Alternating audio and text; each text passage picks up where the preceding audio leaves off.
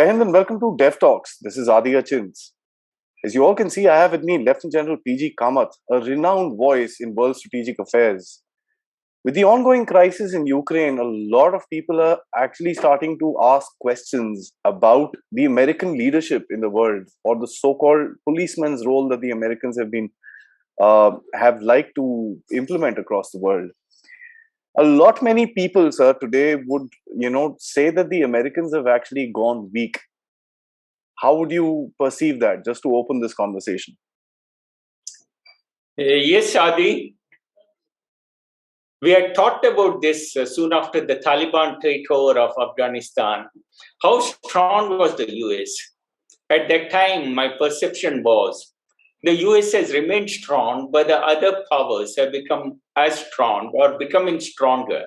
Due to naturally, the global policeman's role has to be slightly modified and reduced to cater for dynamic geopolitical and geostrategic situations which are developing. So US withdrawal from Afghanistan was, whatever you say, it had to be done. The process had started from the Trump's, from the previous president, and it had to end in Biden. And Biden did not want to stop or put reins to it and went ahead with it. But if you really see over a period of time, US has been running around into hotspots without an exit strategy. Going there, making a model, and then they don't know how to come out of it. That has been, I think, US has learned its strategic mistakes, blunders which it had created in the past. Now, for example, Iraq. What a sad thing, Iraq, the entire WMD was a fake reporting, which Powell did it in the United Nations Security Council, giving fake photographs and fake reporting, and there was nothing in it. And what I said, a great superpower goes there and finds nothing and didn't know why, and they did a regime change. So naturally, it's credibility. You go to Vietnam, it has come back. You went to Libya, what happened? It's in chaos. You went to Afghanistan to do a regime change, and after nearly 2 decades, you give it back to the same regime and come back. Look at how incredulous the situation. And also, most important, what is US? The democratic values. What are democratic values? The people choose their leader and the government which they want. And Taliban, by the use of force, have come and occupied. And the US, the greater pioneer of democracy, has handed over the chaos back to them, who have come not by ballot, but by force. So obviously, the values which they have has undergone a lot of change. Because after all, the entire country was built on democratic values. Now coming to what has happened in the present time, if you see, Russia has been crying foul that Ukraine forces are are attacking the Russian origin people in Luhansk and Donetsk. Do you know by 2020, nearly 13,000 people of the Russian origin and others in these two provinces have been killed? But the world did not tell anything about it. 1.5 million people have been displaced from this. Russia has been telling them, see, this is happening. Of course, this is post 2014, because of the Crimean annexation which Russians had done. So US and everyone did not think of the human rights of Donetsk and Luhansk people at that point of time. And if you see the Euromaidan revolt or whatever happened in Ukraine, was done basically by the CIA. There is a report that the CIA director also came after 2014. He had come there in order to instigate whatever. But I will not dwell on it. But there has to be a CIA hand in whatever is happening in Ukraine. Then again, the Brussels Conference of NATO, which was there in May or June 2021. They said unequivocally that we will take Ukraine into the NATO when you are not really considering the security concerns of Russia. When Russia disintegrated, there were only about 12 odd countries in NATO. Now 14 have been added after the disintegration. The very rationale of adoption of having a security alliance against the Russians was not there anymore when Soviet Union disintegrated. So Russia has been pleading with them. They took advantage of a weak Russia, started expanding. But at the same time, why their credibility goes a bit down, I'll tell you. Come to South China Sea. For last 20 years, the creeping invasion of South China Sea was taking place. Late from the 90s till 2012, 13, 14, when the entire South China Sea was annexed. What did our dear friend Americans do in all these 2 decades? If it was such $5 trillion, the world trade is there, entire trade will go for a six, people will get impoverished if the road, sea links of communications are blocked. But why didn't they wake up? And there were mutual defense treaty with Japan in vogue. Mutual defense treaty with the Philippines was in vogue and still in vogue. In spite of that, all the threats which were emanating and complete South China Sea annexation was taking place, US did not respond. So at the same time, I feel, but at the same time to tell that what you call US is a lost power is not, I will still not say it, because overall in the final analysis, it has not come to the aid of Ukraine for one simple reason. What is that reason? That they are in NATO, not in NATO. So they are not bound by a treaty, and the president and the American public are quite well aware. They will not let their president to go and jump into another hotspot from where he cannot come out. So Biden is not that earlier people went, Kennedy went here, a missile crisis. They are not as powerful politically due to the information, people's power which has come due to information warfare, what you call information which they get, and the public opinion which has to be generated. So Biden did not go into Ukraine rightly because he's not bound by a treaty. So if you really want the help of US in any future conflicts, they have to be bound by a treaty. So, and we have to, US is, let me say, sum it up, that US is realizing and sobering down their actions in the realities of the present geopolitical situation of the world. It's a very important line you say, sir, and that kind of puts a lot of things in perspective, that you cannot expect anything in terms of direct help from the USA until you have bound them, if I may, twist it the other way around, by a treaty. And that should actually open up a lot of eyes with Taiwan and many more Absolutely, countries. You said it. When we talk of Taiwan, I will broach on Absolutely, it. yes, sir. So, leaving the treaty aside, I'd like to just say that especially the European allies this time, previously there were disagreements. We've seen disagreements with Trump as well, but they were brought out in the public, but not in a way of a condescension, if I may put it that way. This time, what we've seen is a condescension. The German Chancellor's visit this time was actually a very, very snub on the face of USA, and that's something that was noted even in the US policymakers. What does that tell you, sir? Is this the allies strengthening themselves, or it's a combination of US positioning being a little weak and the allies finding themselves without any support today? Excellent questions. Actually, there are 28 European nations and 2 US and Canada forming what you call as the NATO. True. 30 countries having their national interest in 30 separate ways. to have an alliance together in such a cogent way. Article 5 says a threat to one is threat to all other 29 countries as well. Such a strong wordings of Article 5 of the NATO, with each country pursuing its own national interest, can never, there has to be wrinkles, there has to be ripples, there has to be turbulence. It cannot really come absolutely smooth. First, agree to it. Then I come to the divisions within the NATO, which you rightly observed.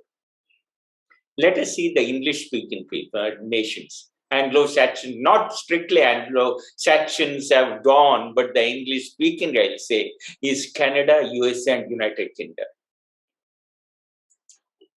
These three countries, US, Canada, and United Kingdom, have formed one bloc. Then you come to the Iberian Peninsula. Portugal and Spain do not know what is happening. They are on their own. They are really, means they are give a support, they raise their hands or legs or whatever you want to do, they do. They are not really in the major quandary in this entire NATO differences. Then comes the Western Europe. Western Europe, France and Germany have a different dynamics, Aadi. France, the entire power is dependent upon the nuclear power plant, maximum percentage. Whereas Germany has taken a couple of years back a consensus decision not to go in for a nuclear power plant and dismantle their nuclear power plant and be dependent on the natural gas. Due to which Germans dependent upon natural gas is much, much more than France. So the main victim of this will be the Germans. That's why. Now, there is a further difference between the Western Europe and Eastern Europe. Eastern Europe countries want the natural gas from Russia to go by the land route, by the land pipelines going through Ukraine and Poland and then coming to Germany. That means billions of dollars of transit fees Germany has to give it to Poland and Ukraine. That is sustaining them to a certain extent. Now, when you made a Nord Stream 1 across the Baltics directly to Germany, in the Baltic Sea, one stream, and the second stream you did, a Nord Stream 2, again from the Baltic Russians to Germany.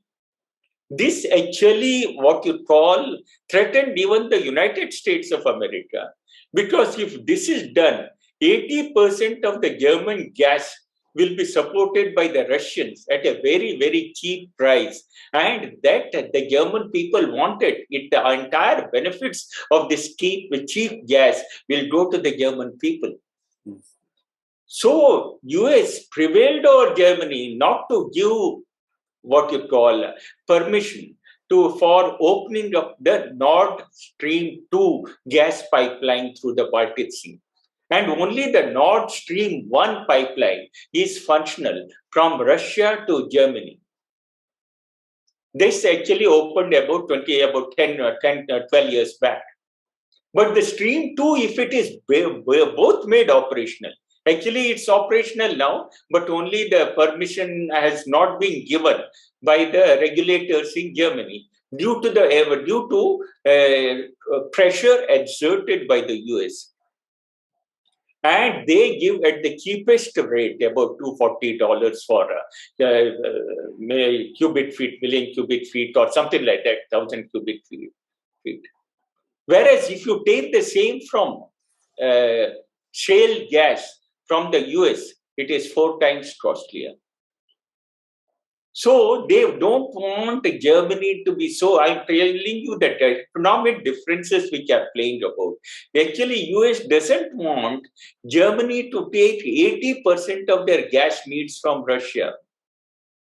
They want a part of it taken from US at 4 times the price. And who is the sufferer? The people of Germany.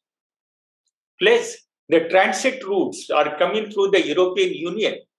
These two countries are benefiting with thousands. Rather, if Nord Stream 1 and Nord Stream 2 are both operational, Germany gains by around $2 billion a year. That is this one. So there is lot of what you call economics because of the gas-oriented gas dependence of the Western Europe with the Russia. So there are further differences in that. So if you really see it, but at the same time, Germany was telling our enemy is not the Russians but Putin. All this has been pressure. He has been put under so much of coercion. He told our policy is not to fuel conflict by giving offensive weapons. Germany said it in the first instance when the war began. He told at best we'll give 5,000 helmets. And they exported 5,000 helmets, gave 5,000 helmets to Ukraine. But what happened? US pressurized them. Now they are telling we have increased our defense budget to more than 2% of our GDP. That will be more than 100 billion euros we will be spending on defense. They have given 1,000 anti-tank missiles with launchers to Ukraine. They have sent 500 Stinger missiles to Ukraine. And they have told they have supported the SWIFT financial transaction, which earlier they had said no. They have said, yes, we will support the financial transaction SWIFT being used by Russia. So if you really see, there is a lot of differences, and Germany is not very happy with this coercion which is taking place. German people, why should they pay so much, every domestic householder, to pay 4 times the cost of the gas from other countries when their own, when they can get it for 25% of that price from Russia? So there are serious subdivisions in NATO, which is actually operational. And plus, the worst is enhancing NATO from 14 to 38 countries. After the Soviet Union, 91, 93, 90s, it was only 40. Now it is 30 countries. You are not really looking after, and also that Maidan revolt. And first day of the war, at the end of the first day, Zelensky was telling that we will remain neutral. And we will remain neutral and hence we can stop this conflict. Then he was egged on by Americans to continue with the war. And they started giving weapons, arms, equipment. Where did the weapons, arms, equipment come? From the US arms manufacturers. So they are paying from one pocket to the other pocket within US to fund this war. As far as others are bleeding, how does it happen to nothing happens to the United States? All are pouring weapons. And it is one of the dirtiest things what can happen at this point of time. Because if Russia really employs all her weaponry, the missiles, everything, the Kyiv will be razed to the ground every time. Russia is quite restrained in not using all its weaponry in the built-up areas in order to avoid the collateral civilian casualties. Now, all weapons have been given to the locals. So every condominium, every residential area is firing. And if Russia retaliates, all these buildings will become smithereens and people will die. So Zelensky has got certain personal ambition to go down in history as a great hero, wearing that helmet, wearing that combat dress, holding a weapon, taking photographs. So all these things are going on. And this is obviously NATO is against this. And also NATO in the Brussels conference, I told you, they would have admitted all this. And plus, what about the warm water port, which only warm water port which the Soviets have is in the Black Sea. Baltic is ice, Arctic Circle is ice. The eastern Russia, the Kamchatka and north of Vladivostok is again ice. Only warm water port is Black Sea. And you see how smart, one more division. Turkey is not agreeing to everything what NATO is telling. Because Turkey is a neighbor of Russia. It doesn't want to get hammered at some point of time later. So it has said we will not close the Bosphorus and Dan deals from the Black Sea, if you have to come to the Sea of Marmara, then into Aegean Sea and into Mediterranean Sea, are the two straits. Both are with the East European Turkey and the Asian Turkeys are manning these two straits on either sides. It can close the Black Sea, but it said, I will not close the Black Sea.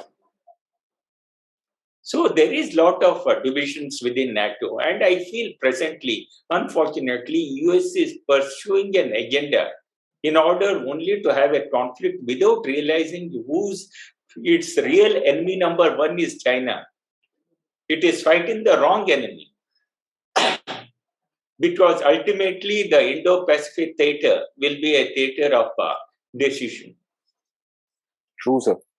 But I'd like to actually, although it'll deviate from the line of thought that we are looking at, you mentioned that the Americans are pushing in weapons with the grants that the Americans are giving themselves.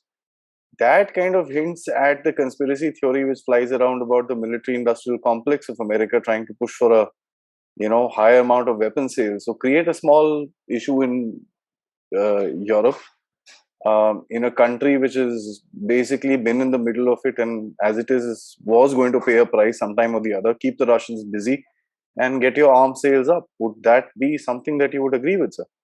I fully agree with you. Any war which happens, the industrial arms industrial complex of USA is flourishing.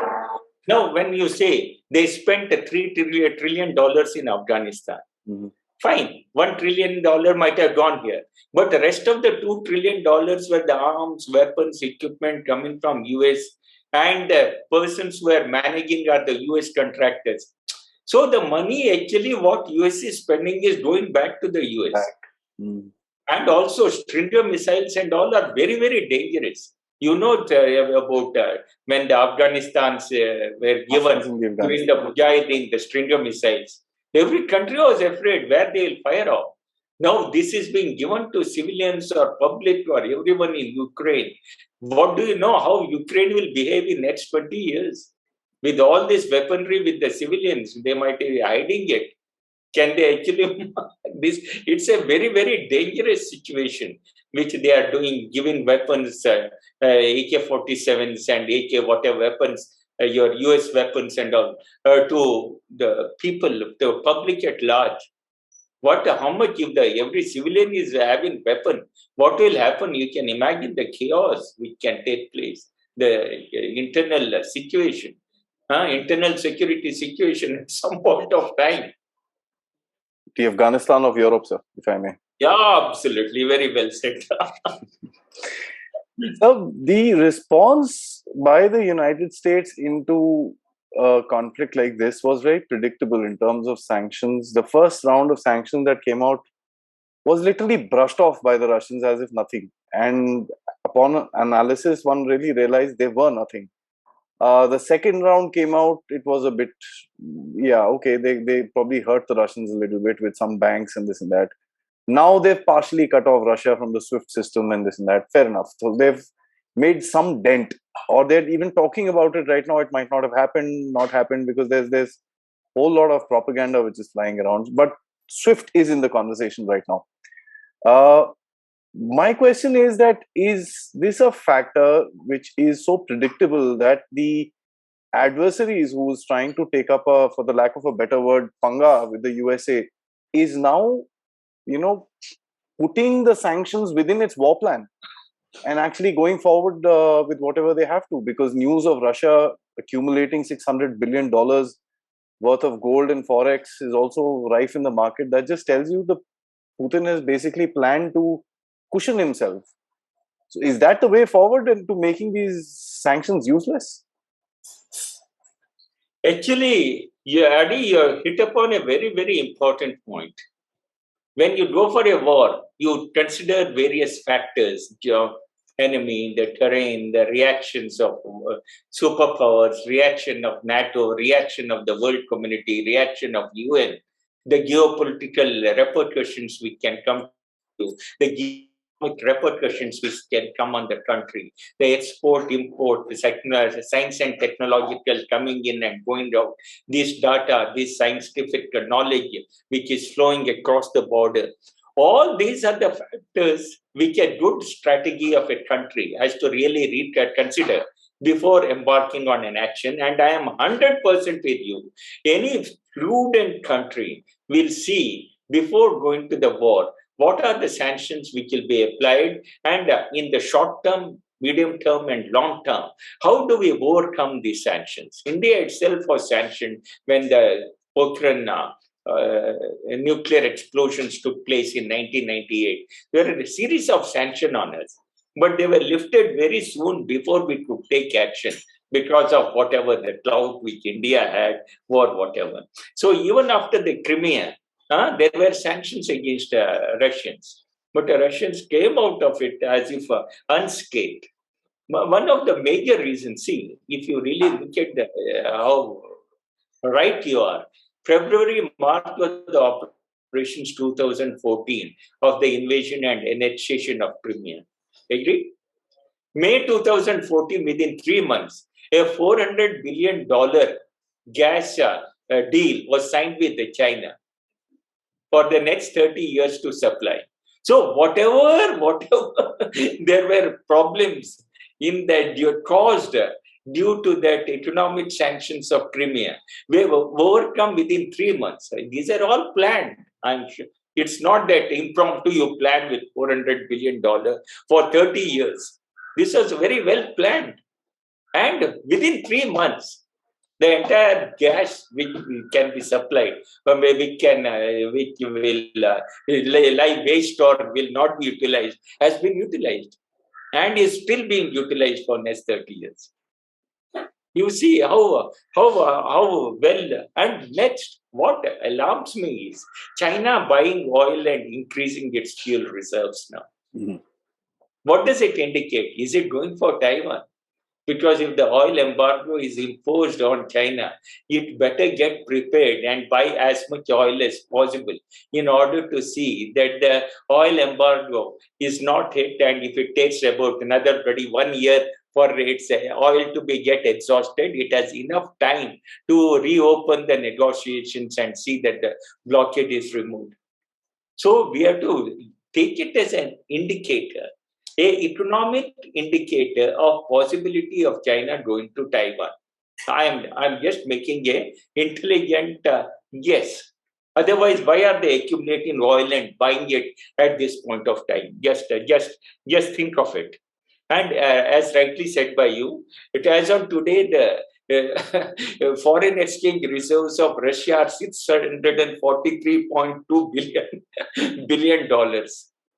And look at it, who is the beneficiary?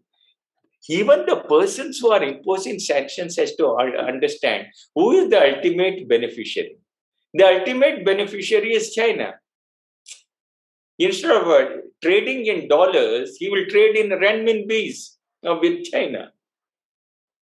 And renminbi will be more to, and if with the Germany, if the oil which is already flowing to Nord Stream 1, he'll say, please give me in mark, German mark.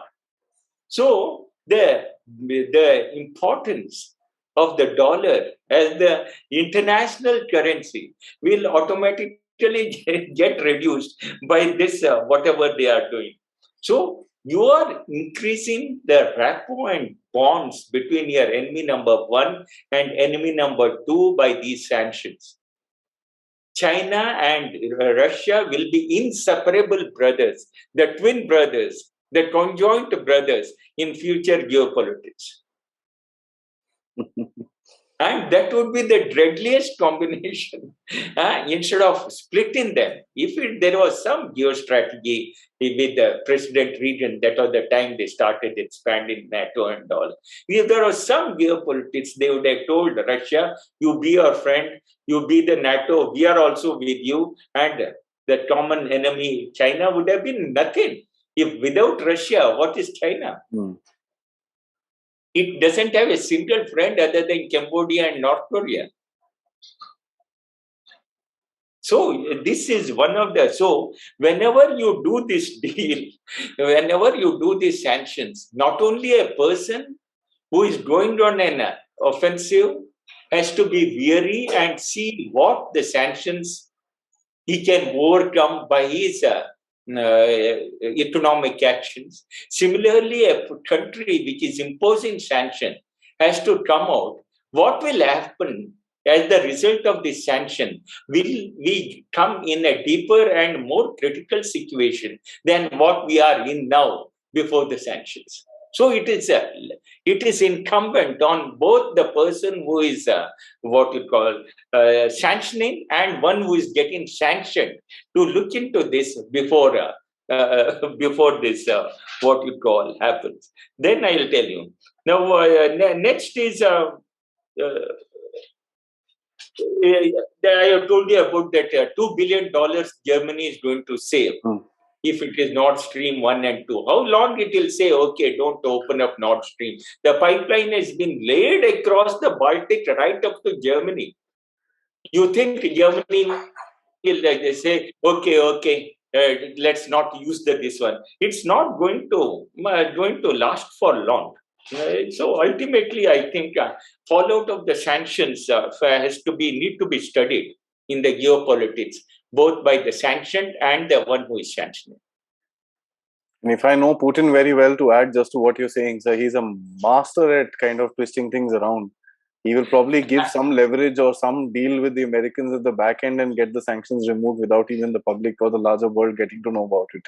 Absolutely. Like Chinese do it. They bribe everyone, every decision maker and get the things done. Absolutely. The Chinese today probably need Russia as more than anything else because of their own economic problems and stuff like that. So they're kind of, trying to shore up their interests. Sir, coming to the Indo-Pacific, when we mention China, the dialogue always is Taiwan. We've actually hinted upon Taiwan in our discussion twice now, and it's time that we actually take up this entire thing. US support to Taiwan, of course, there was a Republican senator a couple of days ago. He came out and said, now USA needs to come out and say what is going to happen. This was reiterated by the Japanese defense minister as well last week, where he said that we need to know what is US's stand because Japan is entangled in this. So how do you think that the Taiwanese are perceiving this entire battle in Ukraine without having a written guarantee of the USA coming to its aid in times of need? Does it leave Taiwan to fight for itself, just like Ukraine, sir? Yes, it's a very, very grave possibility if you really ask. Now, let's take it right from the beginning. 1945, the Second World War ended. Am I right?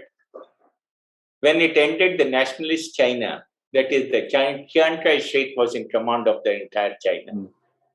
Communist Party of China under Mao was doing only the rebellion, the Great March, and went going from Hunan to Shenxi, fighting with the Japanese. Means they were not fighting the Republican Chinese at that point of time because the Japanese were on their soil.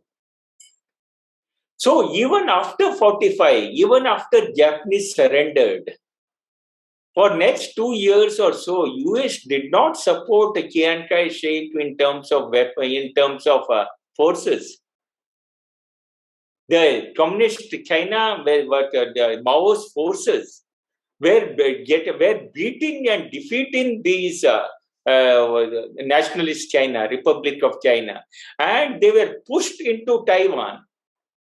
They recognized China as the real Taiwan as the real China, but they did not give them did not support them with the forces and air force or anything. They let the Communist Party of China to take over China, defeating the Republic of China. This is the nationalist China, Chiang Kai-shek forces. Right from that time.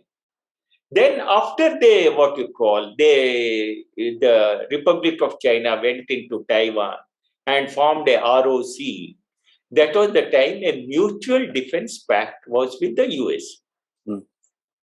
In the 70s, after China, the US recognized China as the real China, in 1979, they had this treaty called the Taiwan Relationship Act with the Taiwan.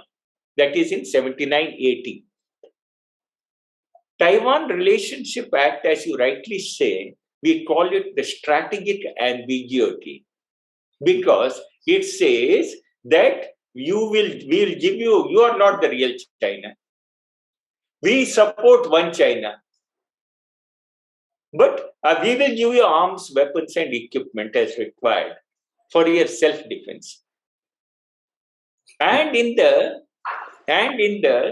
section 3, clause 6, it says that in case any support has to be given to China, to Taiwan, the president and the Congress will sit together and see what help we can give it to China in case the Communist Party of China, the People's Republic of China, takes it by force. PRC China is told in no uncertain terms. In 2005, they have drafted an anti-secession law which says that we will use force in case Taiwan does a unilateral declaration of independence in order to assimilate our province into the main China. They have said that already. Whereas the US support is still, we'll give you defensive weapons. But if there is something wrong, which will disrupt your economic system, your democratic system, and if China uses force, we will think what to do with you. So there is a strategic ambiguity. The only way where the US can say that I'll support you is to take this US and the Congress together, sit down together and say the ab initio permission has been given to you under the clause, section 3, clause 6, that permission has been given to you to use force in case China attacks Taiwan. To use force, the US Congress should give permission ab initio to the president and the armed forces. So the strategic ambiguity goes, because you are giving the permission right in the beginning without having to consider at that point of time. Because by the time the US Congress meets, gives permission and all, China would have taken over Taiwan. Whereas if you give this permission ab initio, then the strategic ambiguity will not be there. You got what I'm trying to say? So that remove the strategic ambiguity in the Taiwan Relationship Act and give the permission for the president and the Congress to give the permission to use force in order to defend Taiwan in case People's Republic of China uses force for assimilation. That is my final response. Then there are other number of tricks which China plays, which the US should play. Just as they have put North Korea and given it missiles, nuclear weapons and missiles, and made North Korea so formidable, even US is not able to attack North Korea or go against its wishes because it has a nuclear weapon. If North Korea is so dangerous to US has means to make Taiwan as dangerous as North Korea to US, as dangerous to China, by giving it nuclear and missile weapons clandestinely. And at some point of time, Taiwan says we have developed on our own. They do their missile testing, they do their nuclear weapon testing wherever it is, and say, now come on, China, what will you do with this? This, China has done it to Pakistan. Yes. So India has got, actually Pakistan's nuclear missile technology, everything was done by China. 1990, they gave a Loknor one experimental explosion to Pakistani scientists. Then the Chit 4 designs of nuclear weapon drawings were given by China to Pakistan. Ring magnets were given. Highly enriched uranium for making bombs were given by China. These are all well documented. India should also similarly use these same tricks in order to ensure that Taiwan becomes as impregnable as North Korea is.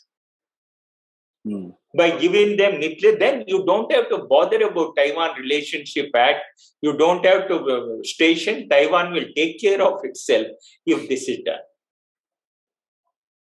But Taiwan is definitely, your assumption is right. Taiwan is very, very worried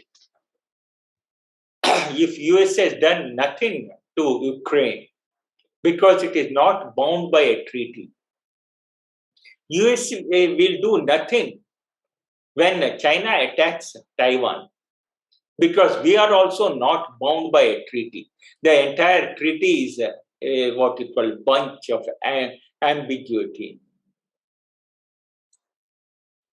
And that's the whole point, because at the end of it, if USA is not able to give guarantees of Taiwan's safety, I think there are voices within Taiwan, and I'm actually scheduled to speak to some Taiwanese in the next couple of days to realize what they're actually thinking within the country, because it's going to be a dangerous situation. Just a couple of days back, Chinese sent their aircraft into Taiwanese air defense zone, and they've also put out advisory for having some naval exercises about 6 nautical miles off their own coast. So that's something which is, for a common man, it'll be okay. Russians did exercises, they came in, these guys are doing exercises, there's something happening here.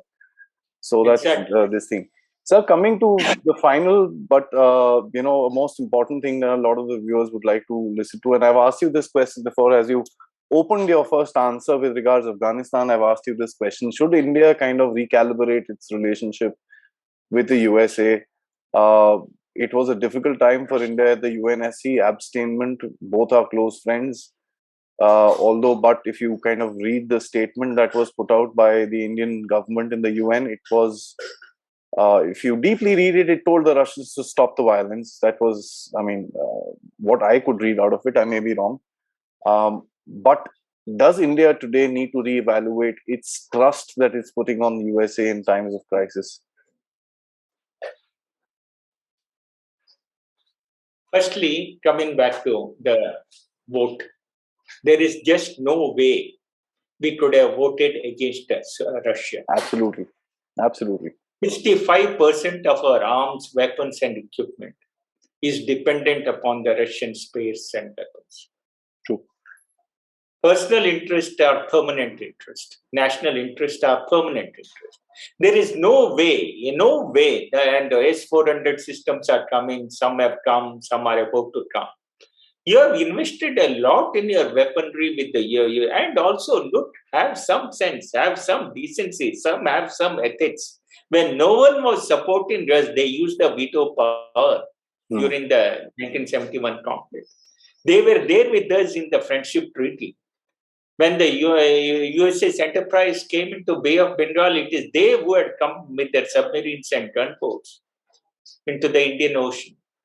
So we can't just leave this country which has supported us through thick and thin. Leave it. That is not a good ethical relationship with that country. And we did right because neither we can go against nor we can support it. So we were ambiguous and we abstained. Is a correct measure, correct action which India has taken. Now coming to US, there is no way you can neglect the US. Let's be frank. Whatever their dubious or whatever they let you down in 71, whatever you do, just cannot say this nation is not required. We have to maintain and support our relations. Rather, we should take our relations a bit forward and try to have a Quad plus a defense alliance with not only with the US, Australia, UK, Japan, India. If we have a Quad plus defense relations, call it, hell with the Chinese, call it the Eastern NATO. I have a Eastern NATO, and then let us see whether China can dare to do anything on the borders. We are going with China bilateral, not even telling. I recently written an article. We don't play the Chinese card. We have got enough cards to play against China, which we do not use. We are going bilateral when we have to go multilateral. We tell at least first thing we learn from this war is your wars have to be fought by you and you alone. No one else. Absolutely. Second, information warfare, your surveillance capabilities are so well advanced that any enemy concentrating on the other side of the border is revealed to you in no uncertain terms. How you interpret that concentration is what is left to you now to do. Now, for example, when the Tibetans, when Chinese came in April 2020 and came for an exercise in Tibet, we thought they came for an exercise and they will go back. We had the information of their exercise. We had the images of their exercise. But our interpretation, what we made out of it, our deductions, went wrong, and they came and occupied the no man's land. Similarly, now when the Soviets, Russians concentrated in front of Ukraine, it was absolutely open. It is transparent. They had come with 100,000, then 200,000, whatever, had come on all the sides in Belarus and in Russia against Ukraine. But everyone were telling it may not attack, it may attack, it may not attack. Ultimately, they attack. So there is a very, very transparent battlefield. But reading and interpreting the information which is given to you on the battlefield is where your strategic sense is tested, your strategic sense. So you get information, you have to have a nice interpretation, then your battles have to be fought by you alone. And rightly the third element you added, if there are any other what you call sanctions, which economic sanctions or technological sanctions or which will be imposed on you, political sanctions, you should have a countermeasure how to overcome it. These are the three ingredients which you learn from this recent conflict. Now, coming back to what is our China is our enemy number one. We have got 4,000 kilometers of disputed borders. They have captured a part of 37,000 in Sikkim. They have claimed 90,000 square kilometers in Arunachal. There is no way you need all the friends in the world today to manage this border and manage China. To say that US is not relevant, US may not help, rather it is left upon us how to see that US is forced to act by a defense treaty. I don't expect them to come on my national borders and fight a war. Whereas I expect them, if there is a conflict, the Quad countries have to open up the eastern front of China in the Pacific Ocean and give China a two-front battle in case there is a major war against India. Second, what is the contingency? We don't have a geostrategic policy, the national security doctrine. Let us take for granted that China attacks Taiwan. And US, UK, Australia, everyone, Japan, and all form a league and then they fight with China. This is a strategic opportunity for India to resolve her borders on China's western front, on our Sino-Indian border. What action should India take at this point of time? In contingency one, there is a conflict and a war going on between China, Taiwan, US, UK, Japan, Australia, South Korea, all have joined together in the Pacific Ocean. Will India just twiddle its thumb and sit down? Don't you feel that is once in a life an opportunity, historical opportunity that has been presented to you to resolve your western border, to a northern border, to resolve the Chinese western, our northern borders? Don't we have to plan for this? Isn't it one of the major contingency which will occur today or in next 10 years, which will definitely occur? So what are you prepared? Have you prepared the Tibetans and the Xinjiang Uyghurs for a revolt at that point of time? Have you laid that seed now so that it will sprout at those difficult times for China in order they declare their independence? And what support we can give it to Xinjiang and Tibet is when they declare their independence, we can resolve their borders and instigate their revolts. Or we should give a peaceful border to China when it fights the others on their eastern front. So these contingencies, unless we think of and have a cogent national security strategy, looking at different geostrategic and geopolitical contingencies which can arise all around China, who is our enemy number one, and resolve our borders. Before that, you are not safe. So there is no way that you can really think that you can avoid USA. US will remain, and it has to be our friend, our friend. There is no God plus has to be generated, and a defense alliance has to be formed. India should be a part of as many defense treaties as possible, but with the capacity to fight our own battle by ourselves. By ourselves. I think that is the bottom line. We always try, and when we are analyzing these things, we always look for help. With the Ukraine thing coming out, all we can see is some weapons coming in here and there and stuff like that. But having said that, there's also another thing that I like to add. When the tensions happened in April 2020, and you kind of, pushed me to actually think that uh, there were tensions with Russia and Ukraine. United, Nations Security Council meetings were called. Worldwide condemnation was happening. There were seminars and this and that. But when China did the same thing to India, nothing. There was just some words of condemnation from countries here and there. But no, we ourselves didn't want it. Yeah. Not even one, either in the BRICS or in the SCO or in the 76th UN General Assembly when the Prime Minister and Foreign Minister spoke, nor in the Quad. Any time we have raised the Chinese incursion in Ladakh. Why go recently in Melbourne? Yeah. The Quad Foreign Ministers meeting. I have written about it. Not one word other than one, our foreign minister said.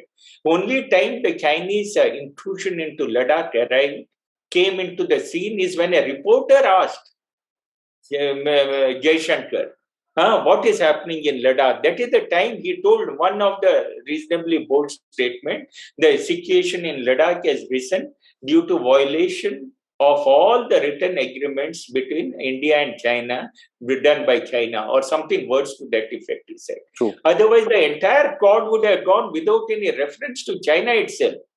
In our speech or in the press, we never told about these Chinese incursions. Why are you blaming others? You yourself is not telling. Absolutely. I agree with you, but it's a both sides game where we need to kind of play it. And thank you for clarifying this, because this is something that a lot of people, in the online world are asking. Why should we get into this entire thing? Nobody came to our rescue when we had issues, which also is a thing that we must look at as to how much we are doing for our own self in the world forum. Exactly. You never raised the issue. Even in the General Assembly, normal speech, you didn't raise it, and you expect them to support you. Yeah, of course. That way, the Ukrainian president has done I think, I don't know how good he is, but his communication has been brilliant. He's played the information warfare very well. Even some of the figures that he's putting out, for example, today morning, it was 5,600 Russian troops have died, with 146 aircraft and some 280 tanks, and I mean it's implausible, but they're playing the game, and I'm sure some people are getting influenced by that. Yeah. Sir, thank you so much. I think you've brought out some very interesting points with regards to the status of USA in the world and the strengthening or the self-determination of allies, maybe for whatever reasons, maybe for economic ties that they have with the Russians or the Chinese for that matter. And we see the same differentiation which is being created for Russia today. As a matter of fact, brought out by China. The French President Macron had said that I have nothing to do with China. My borders don't even meet him. So it's something that you can see that the allies are kind of taking a different stance altogether. USA, it's a story that I guess all of us have been analyzing. They've got cold feet today, and that's something which we can see. I look forward for another conversation, sir, on this amazing geopolitical event that has actually taken place, which is going to change the world order, and that's something I believe in. And I'd like to wait to see how this world order forms up so that I can actually trouble you for another talk on that particular subject. Till then, sir, Jai Hind. Thank you, Aadi. Jai Hind. Thank you.